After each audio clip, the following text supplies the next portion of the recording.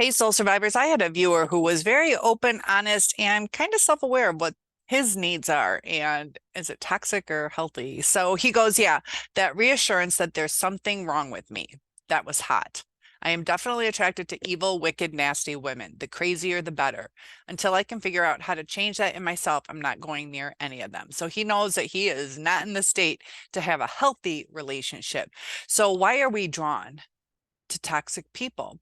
You can relate it to your childhood. If you didn't clean your room, your mom or dad would tell you, go clean your room. They kept you on track. They told you what to do. It becomes who you are.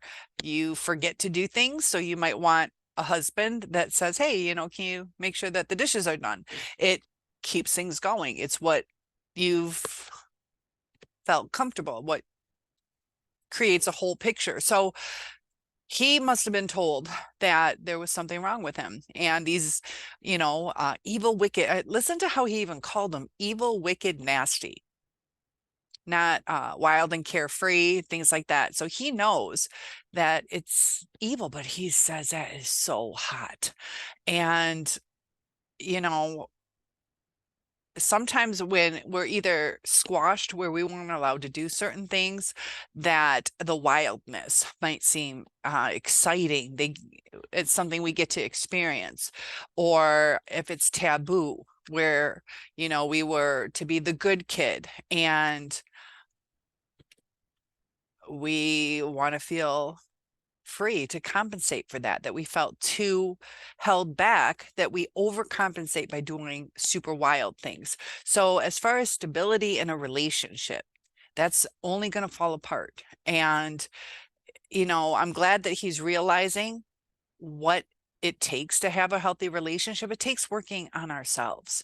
So we can continue the pattern, or we can look at ourselves, heal what is within us. Because if he felt a little bit stronger that there isn't something wrong with him, that he does deserve a true love, that when you heal what you need to heal, you see the red flags and you don't tolerate the red flags. You up your self-worth, that you realize that, if you're looking for somebody as a life partner, you don't want somebody who's going to be a fly-by-night person or somebody who's going to make life hell.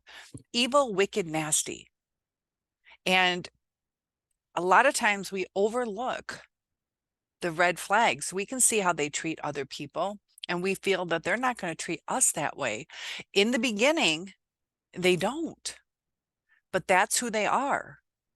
And that's their go-to on how to handle situations. So when things become stressful, that's how they're going to treat us. The more stress over time in the relationship, because hurt people, and they're trying to get something that they're missing, and they're taking from the relationship instead of giving to it. So it eventually falls apart instead of growing.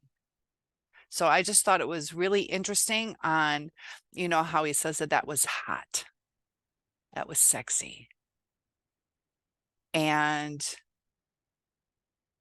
how he wants the reassurance that something's wrong with him because that's what he felt growing up. But I'm glad he's starting to see that he is worthy of self-love, of love from others. And now that we've been through a terrible relationship, whether it was with our parents or a love interest or somebody that we know that's a narcissist, that we work on ourselves. We don't beat ourselves up. We realize we are enough. It was just with the wrong person. Because I can, put a bowl of strawberries in front of all of us and I can say, aren't these delicious? And you could think they're gross. Some people aren't going to like it. And we have to realize everybody has different perceptions on what they need in their life. But if it's rotten, it's rotten. So whether you like strawberries or don't like them, if they're rotten, it's not healthy to ingest it. And, a lot of people use the word evil. It's something to think about. Big hugs to you guys. Stay strong. I know it's hard.